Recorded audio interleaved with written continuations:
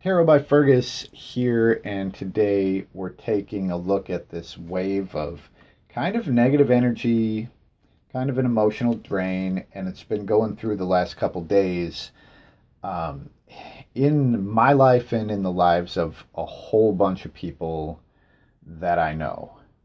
So it's interesting because this wave is going through at a time when a lot of things are working out and there's a lot of changes for the better.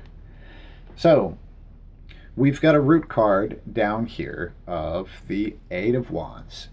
The Eight of Wands, this basically shows energy that's been building and building. This is like projects and stuff that we've been working on for a while. And the Eight is like the energy is mature. Now is the time to pull the trigger, and it's putting a lot of this stuff into motion. So the rest of the reading is kind of about this stuff that we are finally able to do. Now, the main card that shows up in the center is the Nine of Swords. And the Nine of Swords is just anxiety and fear. It's specifically thinking about things that we can't do anything about. So as you go through some of this negative stuff, just try to be aware of how much of that energy is going to something that you can control and how much of it's going to something that you cannot.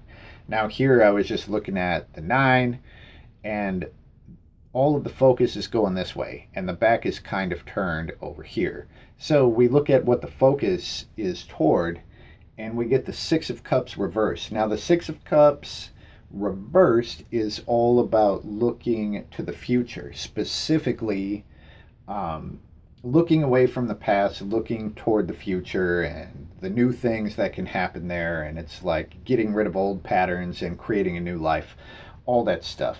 So here there's a bunch of fear and anxiety about the new life and things that we currently cannot control. Another thing that does kind of stick out about this card is this little gremlin guy that is sitting on the back of the 9. It really is residual energy. So this is like old patterns that we've had before whatever the dynamic change was that happened a couple months ago. Old patterns that we've had, and just it's just so set in our cells, you know. So as we move forward, there's still a little bit of that energy in there, but every day it will get weaker and weaker. So there's that. I mean, this is one of the last times that it will be this intense in this formation. Anyway, the back is turned here to the King of Wands. And the King of Wands is like the ultimate father figure. It's basically being the example that you would want to set. It's walking the walk. The king doesn't expect anyone out of anyone else that they're not doing themselves. So here there's just a lot of anxiety, and it's like at some point we forget that we are supposed to be the role model for the people around us, and it's our job, you know. I should say that it's our job to do the things that we think are right, and ultimately that's what the King of Wands does. So here, all of the cards here are to get us to the top.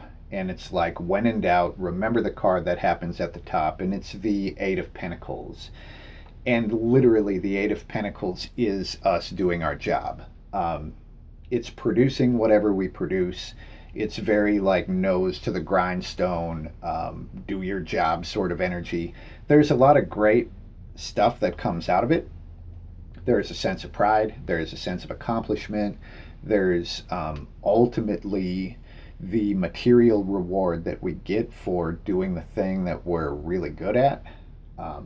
But this whole thing is basically saying,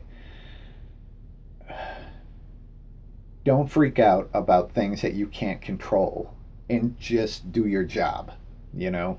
I mean, that's this in a nutshell. So to best level up and take advantage of all the changes that have happened, don't worry about things you can't control. Try to be the example you would want to set for other people and just do your job.